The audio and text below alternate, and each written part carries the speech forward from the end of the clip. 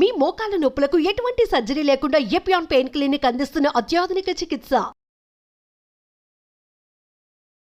మనిషి యొక్క ఆరోగ్యంలో ఆహారం పాత్ర ఉంది కదా. అదే ముఖ్యం. You are what you eat, you are what you read, you are with whom you are. శరీరంలో వచ్చే మార్పులని మనం తీసుకునే ఆహారం బట్టి ఉంటాయండి. దాని ప్రభావం చాలా ఉంటుంది. అందుకే సాత్విక ఆహారం తీసుకోమంటారు సత్వగుణం ఉండాలంటే. క్షత్రియులు వాళ్ళకి దేహపుష్టి కావాలి, ఆ ధీరోదాత్త లక్షణం కావాలి, వాళ్ళకి రజోగుణం ఉన్నట్టు ఆహారం తీసుకుంటారు. నియమం అట్లాగే ఉంది. బ్రాహ్మలు వేదం చదువుకోవాలి, ధారణ చేయాలి, ధారణ శక్తి పెరగాలంటే దానికి తగ్గ ఆహారం వాళ్ళు సూచించారు. ఎక్కువగా మాంసకృత్తులు ఉన్నటువంటి పప్పు ధాన్యాలు, ఆవు నెయ్యి, ఆవు పెరుగు ఇవన్నీ సూచించారు. అందువల్ల ఎవరెవరికి ఏ మనోప్రవృత్తి కావాలో ఆ రకమైన ఆహారాన్ని మనం వేదాల్లో ఉన్నాయి. మన ఆరోగ్యానికి కూడా వాగ్భట్టుడు ఎంతో రాశారు. వాటిలంతా సూత్రీకరించారు ఎవరికి ఏ ఆహారం మంచిది. మీ లైఫ్ స్టైల్ అంటున్నారు కదా, అందులో ఆహారం పాత్ర ఎలా ఉంటుంది సార్? ప్రముఖంగా ఉంటుంది. నిద్రాహార మైథునాలు 3 సహజ ధర్మాలు. వాటికి ఎప్పుడూ లోటు రాకూడదు. ఎవరైనా మంచి ఆహారం తీసుకొని సరిపోతుంది అనుకొని రాత్రులంతా పనిచేసి మిగతా విషయాలని వదిలేస్తే అది కూడా బ్యాలెన్స్ లేదు. సమతుల్యం ఉండాలి. జీవితంలో సమతుల్యత లేనటువంటి జీవితం అనారోగ్యానికి హేతు. మొట్టమొదట రోగం అనేది ఎలా ప్రవేశిస్తుందంటే బ్యాలెన్స్ లేకపోవడం, డిస్ప్రపోర్షనేట్గా ఉండడం. 2 గంటలు నిద్రపోయి 12 గంటలు పనిచేసి బోర్డు సంపద పోగేసి పేరు ప్రతిష్ట సంపాదించి ఆరోగ్యంగా ఉంటాడంటే ఉండలేడు. 8 గంటలు నిద్రపోవాలి, 2 గంటలు మీ శరీరం మీరు కృషి చేయాలి, నడకో వ్యాయామం ఏదో చేయాలి. మనసుకి ఆరోగ్యం కోసంగా ధ్యానం చేసుకోవాలి. ఇంకా ఇప్పుడు ఇది మతం పరంగా చెప్పట్లేదు, నామస్మరణకే పరిమితం అయితే అది మతం. దాంట్లో అర్థం పరమార్థం చేసుకుంటే ఆధ్యాత్మికం.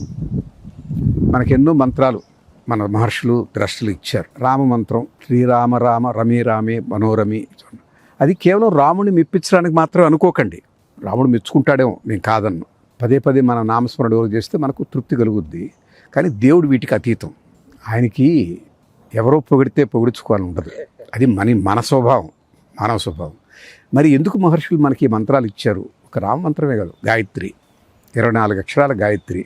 ఇవన్నీ మనం స్మరణ చేసినప్పుడు, మనకు తెలియకుండానే వాటిని ఉచ్చరించినప్పుడు, ఆ అక్షరాలు పలికినప్పుడు మన నాలుక లోపల నోట్లో ఉన్నటువంటి అనేక ప్రాంతాలని, పెదాలని, అంగిటని, పక్కలని అన్నిటినీ స్పృశిస్తుంది.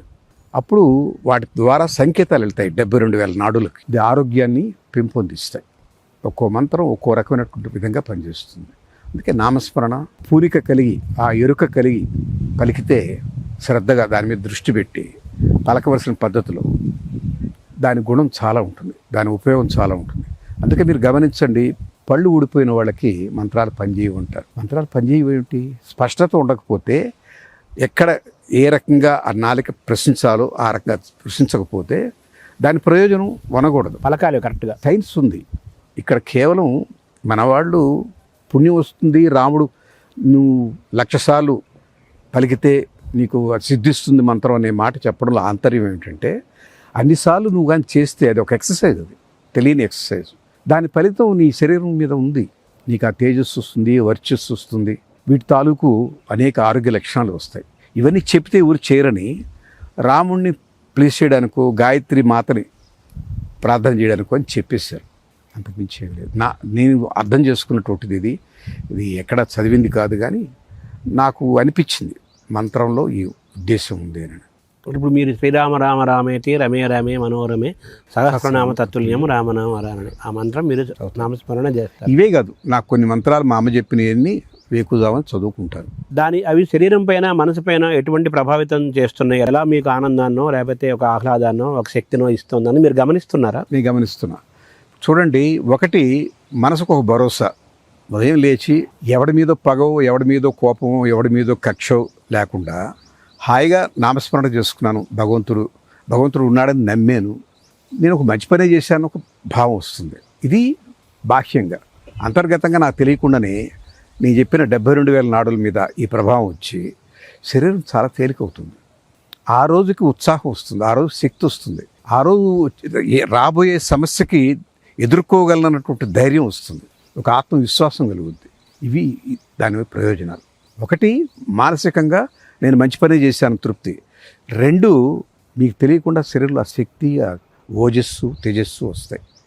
ఎదుర్కోగలను ఇవాళ ఈ సమస్యని, దీన్ని దాటగలం, ఈ సమస్య పరిష్కారం కనుక్కోగలను అన్నటువంటి ఒక ఉత్తేజం వస్తుంది. ఇవి నేను గమనించింది. మీ మైండ్ బాడీని మీరు చదువుతున్నారు, ఆ స్పృహతో ఉన్నారు మీరు. అదే యోగా. చిత్తవృత్తి నిరోధ యోగా. అది చిత్తం మనం వదిలేస్తే దాని ఇష్టం వచ్చేటట్టు పోతూ ఉంటుందండి. ఎటు కావాలంటే అటు వెళ్తుంది. అదొక కోతి, ఒక కొమ్మ నుంచి ఇంకో కొమ్మ మీదకి దూకుతూ ఉంటుంది. దాన్ని నిరోధించటమే సమస్థితి యోగం. సమస్థితి అంటే ఏంటంటే మన శరీరం, మనస్సు 2 వేరు. ఆ రెండింటినీ ఏకీకృతం చేయాలి. ఆ రెండింటినీ ఏకీకృతం చేసినప్పుడు శక్తి మీకు ఇనుముడిస్తుంది. ఒక మంచి పర్పస్కి ఎక్కువ శక్తి కావాలి, చెడ్డ పని చేయడానికి ఎక్కువ శక్తే కావాలి. చూడండి, ఒక పగబట్టిన వాడు కేవలం వేరే ఆలోచించడు, ఒక్క లక్ష్యం మీదనే ఉంటాడు. రావణాసురుడు అదే ఉన్నాడు కదా. అదే రకంగా అర్జునుడు ఉన్నాడు బెస్ట్కి. ఆ ఏకాగ్రత రావడానికే యోగా. ఆత్మలో ఉన్నటువంటి శక్తిని, శరీరంలో ఉన్న శక్తిని ఏకీకృతం చేసి దాన్ని గరిష్ట స్థాయికి తీసుకువెళ్ళి దాన్ని ఉపయోగిస్తే దాని ఫలితాలు అద్భుతంగా ఉంటాయి. మీ దైనందిన జీవితంలో మీరు యోగ సాధన చేస్తున్నారా? మీరు చేస్తున్నాను. అంటే ఏం చేస్తారు సార్ యోగ సాధన అంటే? అవి చాలా ఉన్నాయి, అన్నీ చేయలేము. మీరు చేస్తున్నవి యమ, నియమ, అష్టాంగ యోగాలు ఉన్నాయి. చాలా ఉన్నాయి. నియమము, తర్వాత అన్నిటికన్నా ముఖ్యంగా ధ్యానం, ధారణ, సమాధి, ఇవన్నీ కూడా ఉన్నాయి. మీరు చేస్తున్నవి? నేను చేస్తున్నది ధ్యానం, ప్రాణాయామం. ప్రాణాయామంలో 3 భస్త్రిక, కపాలభాతి, నాడీ శోధన, ఇవన్నీ కూడా ఏకాగ్రతకి బాగా పనికొస్తాయి. ఇవన్నీ మనసుకు సంబంధించినవి. ఈ మిగతా కొన్ని ఉన్నాయి ఆసనాలు. వాటి వల్ల శరీరంలో సౌలభ్యం, శరీరంలో ఒక సటిలిటీ, సపుల్నెస్, మనిషికి ఒక రకమైనటువంటి సులువు వస్తుంది. ఏ వైపైనా వంగగలరు, అక్కడికంతా రక్త ప్రసరణ జరుగుతుంది. మీరు కొన్ని అవయవాలు వాడకపోతే వాటిలో అట్రిషన్ వస్తుంది. అంటే అవి నిరుపయోగం, మా అవసరం వీడికి లేదు అనుకొని అవి కుంచుకుపోతాయి. నిద్రాహార 5 అన్నారు కదా. అవును, పంచేంద్రియాలను వాడాలి, అన్నీ వాడాలి. ఏది వాడకపోయినా అనారోగ్యమే.